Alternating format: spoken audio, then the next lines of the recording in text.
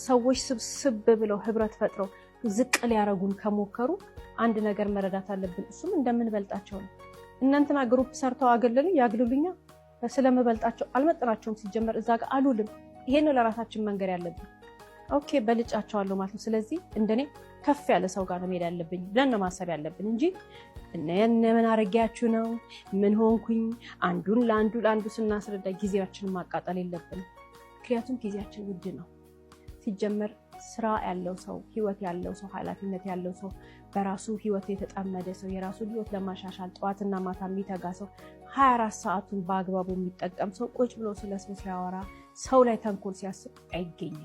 እኛ ግን እንግዲህ ፈጣሪ በሰጠን ጸጋና በረከት ምክንያት ሰዎች ግሩፕ ሰርተው ሰዎች ተባብረው ሰዎች አንድ ላይ ሆነው የሚያገሉ የሚያንቋሽሹ አንዳንድ ሰፈር መግባት ያስፈራል እኮ ሰው ሁሉ አንድ አይነት ሐሳብ ከመኖሩ የተነሳ ሁሉ ሰው አንድን ሰው እየገላመጠ ሁሉ ሰው አንድን ሰው እያገለለ በጣም በሚያሳዝን ሁኔታ ተመሳሳይ ወሬ የኛ ማህበረሰብ የሚፈራው እኮ ምላስ ነው። ዱላ ይሻላል የሚሉ በጣም ብዙ ሰዎች አሉ።